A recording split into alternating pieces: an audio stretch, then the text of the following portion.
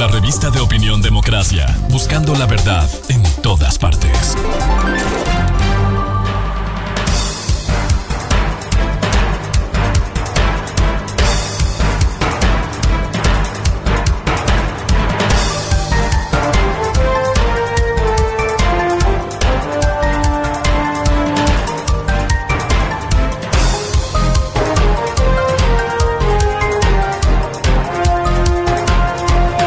Siete 52 en el territorio continental ecuatoriano, buscando la verdad en la revista de opinión Democracia. Queremos saludar al señor vicepresidente del Consejo Nacional Electoral, ingeniero Enrique Pita. Lo invitamos a un diálogo para conocer de fuente directa cómo avanza el proceso electoral en lo que le compete al CNE. Porque hay que decirlo también que a veces el tema de papeletas también está sujeto a impugnaciones que va a la justicia electoral, al Tribunal Contencioso Electoral, y a veces no se despacha, y esto detiene en una carrera contra el tiempo en el calendario regresivo hoy para las elecciones del 20 de agosto próximo. ¿Cómo avanza este proceso electoral y cuánto afecta la falta de decisión de la justicia electoral, al menos en la impresión de las papeletas? Buen día, ingeniero Pita. Buenos días, un saludo cordial a ustedes, a usted, a quienes nos escuchan. En realidad, el proceso en general está marchando de conformidad con el cronograma y con todas las estimaciones pertinentes que se realizaron al inicio de este trabajo excepcional que nos toca enfrentar por este tema de la muerte cruzada. Importante mencionar el hecho de que organizar un proceso en 90 días es un trabajo extremadamente complicado. Destaco, sin embargo, el hecho de que nuestros funcionarios, nuestra gente y el trabajo conjunto que hemos hecho todos los consejeros y todos los que hacemos el Consejo Nacional Electoral me hacen creer que estamos caminando en el sentido correcto y que vamos a llegar a tiempo, con ciertas preocupaciones que tenemos, como la que usted menciona en este momento, el hecho de que por efecto de recursos legales que se presentan por parte de organizaciones políticas, no solamente a nivel de delegaciones provinciales, a nivel del Consejo Nacional Electoral, pero más grave aún, a nivel del Tribunal Contencioso Electoral, nos está retrasando en aspectos importantísimos como es el tema de la impresión de papeletas. Y aquí, perdónenme, me extienda, el problema no es solamente imprimir la papeleta, sino que conjunto con la papeleta propiamente dicho, una vez que tengamos ejecutoriadas los candidatos que en firme van a participar, hay que imprimir toda la documentación anexa, las hojas, las actas de instalación, las actas de escrutinio, toda esa papelería complementaria. Eso hay que llevarlo a la empresa que va a integrar los paquetes electorales y posteriormente esos paquetes electorales tienen que viajar a cada una de las provincias para ser ubicadas en los diferentes recintos electorales. Por lo tanto, es un tema que estamos en una zona roja en este momento por el hecho de que no hemos podido terminar con calificaciones de algunas candidaturas, una a nivel nacional y algunas a nivel provincial. ¿Qué implicaría esta especie de alerta roja cuando corre el tiempo y hay que tener en su momento las papeletas? Cuando nosotros armamos el calendario inicial, consideramos precisamente una fecha que fue conciliada con el mismo Tribunal Contencioso Electoral respecto a tiempos. Y considerábamos que para el domingo 6, importante, domingo 6 de agosto, nosotros deberíamos de tener todas las inscripciones de candidaturas calificadas, el listado oficial de aquellas. Bueno, estamos a 17 días de aquello y tenemos al momento una impugnación importante que debe ser ya tratada por el Tribunal Contencioso Electoral. Tenemos otros recursos también a nivel del Tribunal Contencioso Electoral, como el caso de asambleístas de carácter provincial, uno de Cañar, dos de Pichincha, uno de Galápago, uno en Esmeraldas, uno en Manaví y uno en Sucumbíos. Ingeniero Pita, dentro de este calendario regresivo, ¿hasta cuándo esperaría el IGM para imprimir las papeletas si se depende de las decisiones de la justicia electoral? Es un poco difícil decirlo. Lo cierto es que hay mucha voluntad y ganas y decisión, por supuesto, no tanto ganas, pero decisión del Instituto Geográfico Militar de hacer el trabajo que corresponde. La buena noticia en esta situación conflictiva es que una vez que terminen prácticamente la impresión de toda la papelería que está ya en este momento en proceso, y me estoy refiriendo pues a todas las otras candidaturas que están aprobadas, toda la capacidad técnica del Instituto Geográfico Militar estará disponible para acometer en forma urgente, 24 horas, la impresión de toda esta documentación que está pendiente. Hay una comunicación directa con el Instituto Geográfico Militar. Ellos están listos a trabajar y siguen trabajando, mejor dicho, en terminar con todo lo que ya está en proceso, y esperemos que estas situaciones se resuelvan no más allá que en los próximos 5 días, y creo que ahí podríamos ya entrar en una zona de algún alivio respecto a esta situación. Porque además, ingeniero Pita, habrá que distribuir el material electoral, y eso deberá ser en una fecha determinada, quizás a comienzos de agosto, y por otro lado estar conscientes que las elecciones empezarán el 17 de agosto precisamente con el sufragio de las personas privadas de libertad. Así es, lo mencionaba. No solamente es la impresión de papeleta, es la integración de los paquetes electorales. El paquete electoral es la caja que llega a cada una de las juntas receptoras de voto, en donde está el padrón electoral que corresponde a esa junta, están las papeletas de elección de las diferentes dignidades y de la consulta popular, y está también todo el material anexo y para efecto de llevar adelante su trabajo por parte de los miembros de la Junta Provincial Electoral. Por lo tanto, el problema no solamente está en impresión de papeletas, sino en todo lo que la cadena de trabajo posteriores significa. Ahora, ¿cuál es la coordinación con la justicia electoral, con el Tribunal Contencioso? Porque hemos revisado casos que tiene pendiente de dilucidar el contencioso electoral, es su responsabilidad, pero por ejemplo una impugnación a un candidato cuyo juez que tramitaba la causa se fue de vacaciones, tomó la jueza suplente, quien fue recusada. Es decir, estos incidentes de alguna manera detienen decisiones que debe adoptar la justicia electoral. Primero, no quiero creer que sean incidentes causados deliberadamente por una organización política, porque al final a todos les afecta. Le afecta a la misma organización política que pudiese uno pensar que está motivando esta situación, ya que al final, si nosotros, no quiero adelantarme a criterio, porque realmente sería una situación totalmente fuera de una experiencia, incluso la norma no establece claramente una situación como esta, pero afecta a todas las candidaturas de esa dignidad, en la cual una organización política que pudiese estar interesada en crear obstáculos o crear situaciones respecto a esto de la calificación final de candidatura, compromete también a la misma organización política. Por lo tanto, sí, ya la pelota está en la cancha del Tribunal Contencioso Electoral y tiene que resolverlo, ya sea a través de tomando las acciones pertinentes y sesionando más rápido, pronunciándose en los tiempos mínimos que pueden hacerlo. Pero sí, es necesario que esa carga la asuman quienes tienen que asumirla con dedicación, esfuerzo y ganas.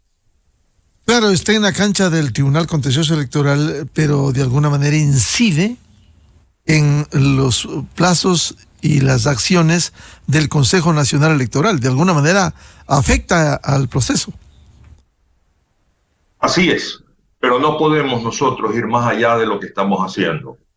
Seguir trabajando, organizando un proceso electoral, seguir coordinando con el Instituto Geográfico Militar con toda la información que se requiere para al efecto de que ellos hagan su trabajo, seguir preparándonos en la construcción del proceso electoral, pero obviamente en este caso específico o en estos casos específicos estamos subordinados a las respuestas que nos dé el Tribunal Contencioso Electoral respecto a las impugnaciones o situaciones planteadas ante él. Una de las inquietudes en el pasado ha sido el tener plenas garantías en el proceso electoral, no solo en la organización en la votación, sino en los resultados.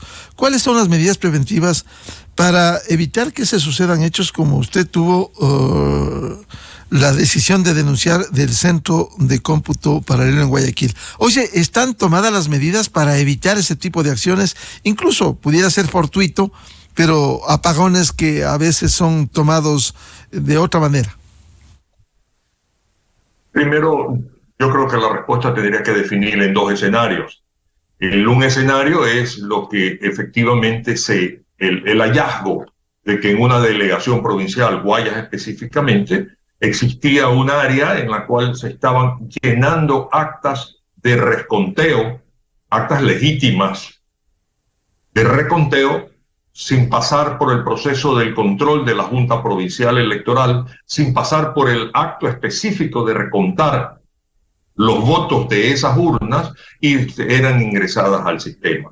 Se han tomado medidas de control respecto a la ubicación de los equipos y obviamente de que no exista la posibilidad de redes, porque al final usted necesita una red conectada a la red principal dentro de un área específica que está destinada para el efecto. Por lo tanto, es necesario tener mucho control sobre esto, tener control sobre los responsables que tienen que autorizar el funcionamiento de los diferentes equipos. Cada máquina tiene su propia clave, su propia IP y su propia identificación. Por lo tanto, seguir un control sobre la base de que no exista esta situación.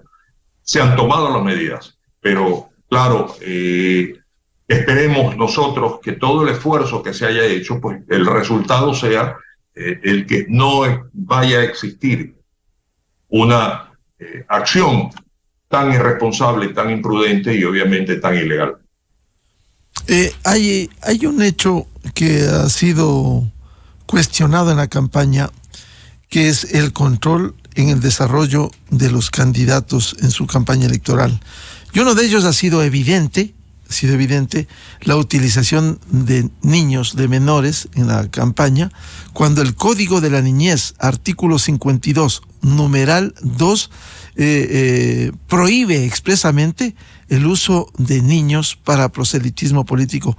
¿Qué hacer con quienes públicamente han evidenciado la utilización de niños? Lamentablemente, al Consejo Nacional Electoral le corresponde trabajar de acuerdo a lo que establece y organiza sus procesos electorales y actúa, y lo mismo el Tribunal Contencioso Electoral, de acuerdo a lo que determina el Código de la Democracia. Es el marco legal que regula toda nuestra gestión, y en el derecho público solamente se puede hacer lo que está contemplado en la ley. En el Código de la Democracia no existe un artículo o una referencia específica sobre un hecho como el que estamos conversando en este momento. Y es por eso que yo he alertado a la señora presidenta sobre esta situación, que es evidente, que ha sido públicamente evidenciado, para efecto de que nosotros pongamos en conocimiento de las autoridades competentes que tienen que ver con la aplicación de las normas respecto al Código de la Niñez. Porque corresponde que ellos sean los que reaccionen en relación a esta situación. Yo, con la buena noticia desde mi punto de vista, es que desde que esto se hizo público, entendería que ha disminuido o prácticamente se ha eliminado esta práctica, y ya los candidatos han desechado la publicidad que estaban llevando adelante con menores. Eso es una buena noticia, pero igual corresponde a las autoridades que tienen que ver con la aplicación de la ley en lo que respecta al Código de Niñez, actuar con firmeza. Por cierto, por lo menos un llamado de atención, si bien no viola el texto de la ley electoral, Código de la Democracia, si violan otros códigos. O sea, aquí no puede haber candidatos que violen el Código de la Niñez, el Código Penal, y simplemente con la suspensión de la publicidad, de la propaganda electoral, ya no se supera el problema. Esto es como alguien que mató a alguien y ya no vuelve a matar, y ya hay que eliminarle el asesinato que cometió. Usted tiene razón. Yo coincido totalmente con lo que usted está exponiendo. Pero mire usted, por ejemplo, nosotros tenemos que inscribir candidatos para participar para diferentes dignidades, optar para diferentes dignidades, sobre la base de las limitaciones o de las condiciones que establece el Código de la Democracia. Y después la gente, las personas, cuestionan al Consejo Nacional Electoral respecto a ese tipo de candidaturas. Pero eso es lo que está en la ley.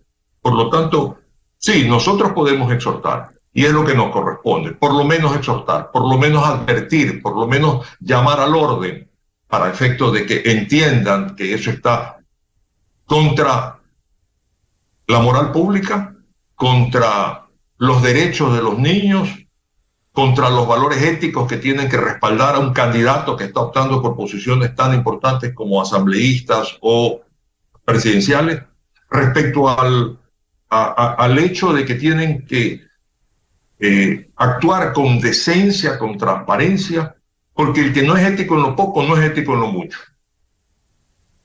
Efectivamente, en ese tema, ¿ha habido alguna exhortación que el Pleno haya aprobado? La presidenta del CNE ha exhortado y llamado al orden para que no utilicen a los niños, para que se evidencie que por lo menos se les advierte. Hay una candidata presidencial, al menos, que abiertamente ha presentado a los niños. ¿Ha habido esa resolución o la presidenta del CNE públicamente lo ha dicho? A nivel de Pleno no ha habido ningún tipo de referencia sobre este asunto y no conozco si ha existido algún pronunciamiento o alguna acción que haya llevado adelante por la autoridad máxima de la institución. Hay otro tema, ingeniero Pita, las garantías plenas que se respeten los resultados. Esto también se lo ha hecho en elecciones anteriores. ¿Cómo garantizar que los resultados expresados en las urnas se respeten y no haya presuntas irregularidades? Esto también debe ser compartido por las organizaciones políticas que tienen que enviar sus delegados a las cerca de 40,000 juntas receptoras del voto, pero también el organismo electoral y las juntas provinciales tienen esa obligación. Como Consejo Nacional Electoral, nosotros estamos obligados a organizar un proceso electoral que cumpla precisamente lo que usted está planteando. Que la voluntad popular se respete. Que el voto que emite cada ciudadano en una urna sea el voto que refleje posteriormente al final quién es el que debe regir los destinos de nuestro país o representarnos en la Asamblea Nacional o en su pronunciamiento respecto a las consultas populares. Para eso nosotros trabajamos respecto a una organización de un proceso electoral que permita eso, respecto a implementar un sistema informático que garantice que efectivamente la voluntad popular emitida en ese voto viaje toda esa información y después al final refleje realmente cuál ha sido la votación nacional. Nosotros nos encontramos en una gestión, en una campaña y ya hemos hecho varias presentaciones de un proceso que lo llamamos el paso a paso de cómo es pues el sistema electoral. Y es tratar de combatir la desinformación respecto a aspectos que muchas veces son pronunciados de una forma irresponsable y ligera, antojadiza sobre cómo funciona el sistema electoral. Bueno, hemos invitado a la prensa, hemos invitado a los medios, hemos invitado a los políticos, hemos invitado a la sociedad y lo hemos hecho en Quito, en Manta, se va a hacer en Azuay y en otras provincias más. De tal manera que mostramos nosotros, y ayer lo hicimos, bueno, eso fue con relación al voto telemático en Cancillería, pero lo que intentamos es demostrar que tenemos un sistema que está blindado respecto a la posibilidad de injerencia o de vulnerabilidades que pongan en riesgo el resultado final. Y aquí un ingrediente adicional, yo, como consejero del Consejo Nacional Electoral, he propuesto llevar adelante un ejercicio de conteo rápido. ¿Por qué? Porque el conteo rápido, bien ejecutado, refleja un resultado sobre la base de una muestra muy bien determinada, refleja un resultado que tiene que al final del proceso ser el mismo, con variaciones realmente porcentuales despreciables, tiene que ser el mismo de cuando ya concluyamos el proceso electoral. ¿Qué quiere decir esto? Que nosotros nos podemos adelantar como Consejo Nacional Electoral, y esto lo hacen empresas privadas también, por supuesto, pero yo estoy oficializando la petición ante el Consejo Nacional Electoral de que lo hagamos, porque es una forma de demostrar que si este ejercicio de conteo rápido nos da resultados y ese cómputo final que va a determinarse cuando concluyamos la escrutinio es igual, no ha habido interferencias, no ha habido gestiones que pudieran alterar el resultado final respecto a cuál fue la voluntad popular. Y concluyo, en la elección del 2021, el conteo rápido nos dio un resultado que al final, contra el resultado ya oficial y formal, tuvo una diferencia de 0.02%, ridícula, despreciable. Eso implica que hicimos correctamente nuestro trabajo. Y es allá donde voy, y es lo que quiero impulsar, y es lo que quiero que el Consejo Nacional Electoral, y ojalá tenga éxito, lo apruebe.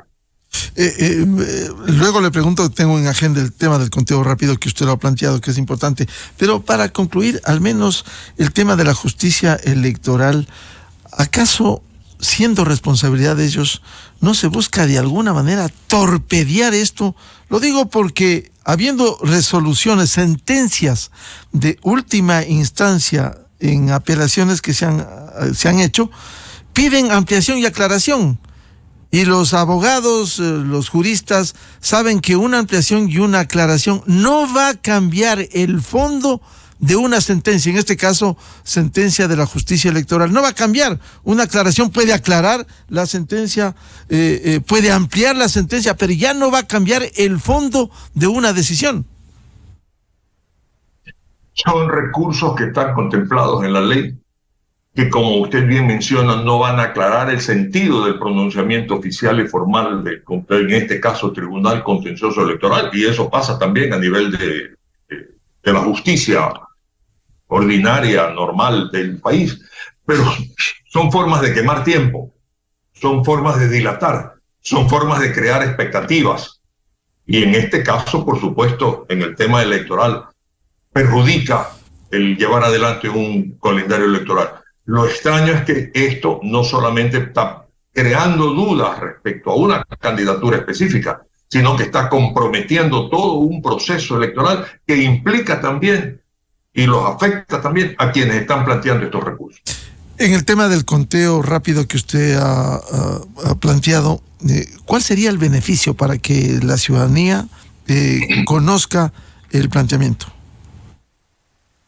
Primero, el beneficio inicial es tener una referencia respecto hacia dónde fue la tendencia en cuanto a una elección. Y hagamos memoria respecto al 2021, cuando el resultado del conteo rápido determinaba que efectivamente había un candidato que estaba en primera posición y habían dos candidatos que tenían prácticamente un empate técnico por el segundo y el tercer puesto y que optaban por una segunda vuelta electoral.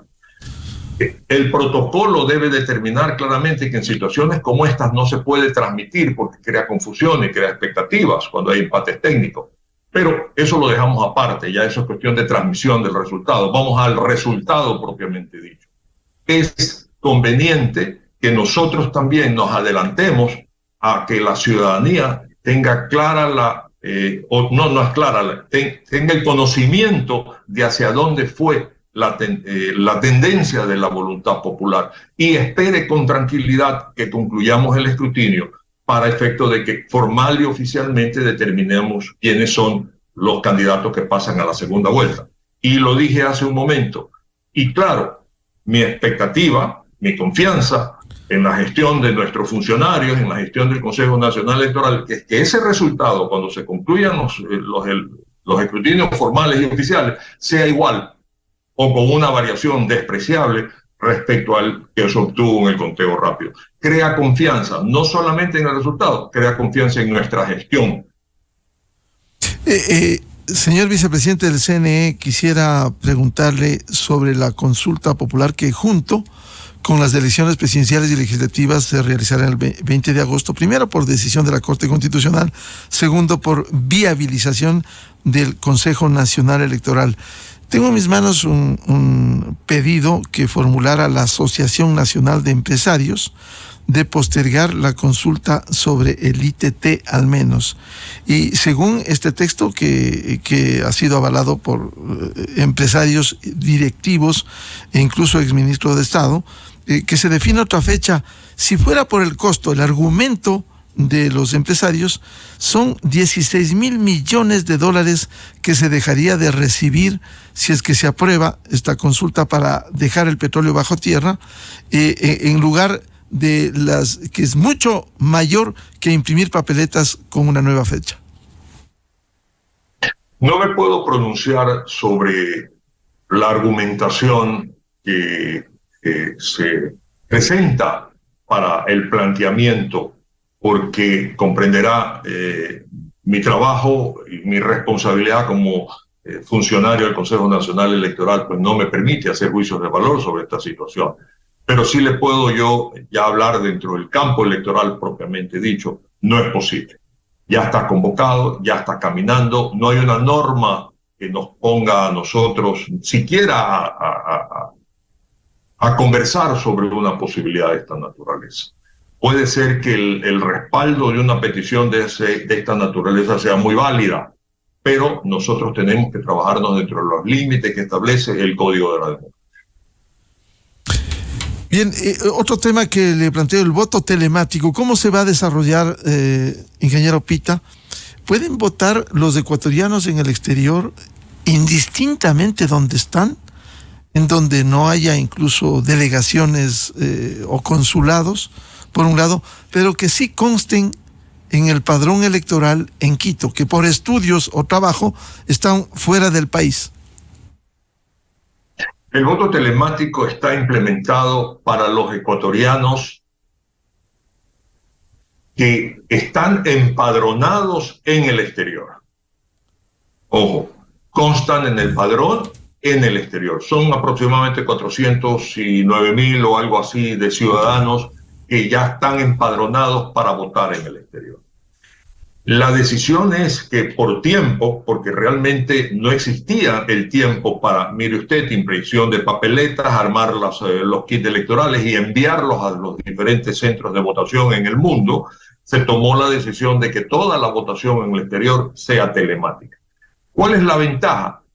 Que cualquier ciudadano ya no tendrá que desplazarse a un centro de votación con las complejidades de las distancias, de los tiempos de su trabajo, sino que mediante la aplicación que existe en un celular, en una tablet, en una computadora, puedan ejercer su derecho al voto. Pero para efecto de eso se tienen que registrar. Insisto, solo se registran aquellos que ya están empadronados.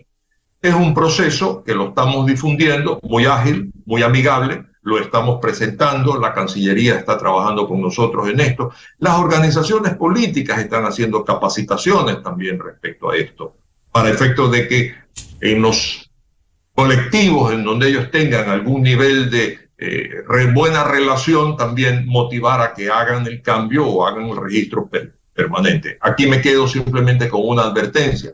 Lo irregular es que hemos visto que existe publicidad del Consejo Nacional Electoral oficial y formal promoviendo el voto telemático, al cual se le ha añadido publicidad de carácter electoral de una organización política. Eso es irregular y no es ético. Pero volvamos. La otra ventaja es que los ecuatorianos que estén empadronados afuera, que se hayan inscrito para votar por el voto telemático, ahora ya van a poder votar en cualquier parte del mundo. Están de vacaciones en el Ecuador, votan del Ecuador. Si están empadronados en España, están de vacaciones en Estados Unidos, votan en Estados Unidos. Esto es nuevo porque en la última ocasión, en el ejercicio que se hizo, solamente podían votar en la zona en la cual ellos estaban registrados. Es una oportunidad para que más gente de nuestros ecuatorianos que vivan afuera participen de las decisiones democráticas de este país. Hay otro tema, luego de agradecerle la atención a la revista de Opinión Democracia, debate presidencial. ¿Cómo se está organizando? Sabemos que hay un comité que ha hecho recomendaciones para que sea mucho más provechoso para los electores el saber que hay un debate que ilustra en temas de interés nacional. ¿Cómo avanza esta organización? Primero, este Comité Nacional de Debate ya nos hizo entrega formal de los ejes, que en este caso van a ser 5, los ejes temáticos del debate. Y en un resumen muy rápido para aprovechar el tiempo de nuestra conversación, guarda relación con seguridad, con régimen económico, con política social, con aspectos de la democracia e institucionalidad y con respecto de sostenibilidad, gestión de riesgo. Ahora bien, a ellos les corresponde también elaborar el banco de preguntas sobre las cuales se va a plantear después los cuestionamientos, preguntas a los diferentes candidatos. Las recomendaciones que ellos nos han dado y que nosotros reconocemos como válidas y que también al interior del Consejo Nacional Electoral ya la hemos discutido, es la necesidad de que se mejore la performance o la gestión de los moderadores y que no sean pues personas que simplemente se limitan a leer las preguntas y los candidatos a contestar lo que quieren y obviamente a hacer su oportunidad de ataques personales o descalificaciones, etcétera. Tiene que ser una oportunidad también ahora, tiene que dársele la oportunidad y es lo que creo que es lo que corresponde y es sobre lo que estamos de acuerdo, que los moderadores dentro del tiempo que está previsto para el debate puedan interrumpir a los candidatos cuando se están saliendo del tema. También tener la oportunidad de ellos interpelar respecto a aspectos que consideren pertinentes, no solamente en las exposiciones que hayan hecho, sino en asuntos que no hayan sido tratados por los diferentes candidatos. Se está tratando de buscar que se tenga mucho más movilidad. Este es un espacio importantísimo para efecto de la democracia y para que los ecuatorianos puedan decidir mejor por quién votar en el próximo proceso. Esto es importante lo que usted ha dicho, ingeniero Pita, que el moderador modere, como es el concepto, y no solo lea las preguntas y los temas que han sido resueltos. Sabemos esos 5 grandes temas fundamentales: seguridad, política económica, política social, el tema económico presupuestario, el tema de gestión de riesgos, pero el moderador tiene que moderar, porque hay políticos y hay candidatos que se acostumbran a recibir una pregunta y se van por otro lado, se van por la tangente y contestan otra cosa, lo que ellos quieren decir. Y lo que el ciudadano quiere escuchar es que respondan a esas inquietudes, es decir, llamar la atención a los candidatos. Usted tiene razón, el moderador o los moderadores deben tener personalidad, carácter, determinación, formación también para efecto de lograr esto que estamos conversando y de lo cual estamos coincidiendo. Pero también es importante que los candidatos entiendan la necesidad de aprovechar estos espacios. Pero también es cierto que los ciudadanos deben entender que cuando emiten su voto están respaldando a esos candidatos que no se acogen a esas normas tan elementales como son debatir, por ejemplo, en una forma correcta de plantear sus preguntas, o aquellos candidatos que no hacen sus campañas dentro de un marco ético y decente, o aquellos candidatos que no nos garantizan que van a tener la personalidad, carácter, independencia o formación para llevar adelante sus planes que están prometiendo. Es decir, el ciudadano también es el juez final. Y para eso, cuando nosotros tengamos la certeza de que el ciudadano juzga con el razonamiento correcto, tenga la seguridad que los candidatos, las organizaciones políticas y, en este caso, por el tema del debate, van a esmerar su gestión, su performance, su participación y su acción. ¿El Ministerio de Finanzas ha entregado los recursos que requieren para ir avanzando en el proceso? Estamos caminando bien en ese sentido, con ciertas, obviamente, sobresaltos porque se llegan a límites, pero hasta el momento no hay ninguna falta, por llamarlo de alguna manera, en cuanto a la aprobación de los recursos que nos haya impedido llevar adelante el cronograma como está planificado. Como siempre, muchas gracias al ingeniero Enrique Pita, vicepresidente del máximo organismo electoral, el CNE. Enrique, muy amable. Gracias. Un gusto enorme conversar de nuevo. Muy buen día. Enseguida, en la revista de Opinión Democracia. 8:26 en el territorio continental ecuatoriano, buscando la verdad en la revista de Opinión Democracia. Vamos a una pausa publicitaria y ya volvemos con un diálogo con el ingeniero Boris Abad, técnico petrolero, experto, para hablar sobre la consulta popular por el Yasuní, ¿Qué debiera hacerse con esta consulta? Decir sí a la suspensión de la explotación petrolera con todo lo que eso acarrea, el dejar de recibir ingresos, o decirle no para que continúe la explotación y generando recursos, de un recurso no renovable que en algún momento se va a acabar, y allí veremos cómo se reemplaza en el país. Desde 1984 con Gonzalo Rosero, la revista de opinión Democracia. Siempre líderes, siempre confiables. Enseguida regresa Miguel Rivadeneira a la búsqueda de la verdad. Elecciones 2023. Este es un resumen informativo. Ante una audiencia conformada por campesinos, agricultores y representantes de gremios del Cantón Isidro Ayora, el candidato Daniel Novoa Sin expuso su proyecto de gobierno, como los mecanismos para otorgar beneficios tributarios a las empresas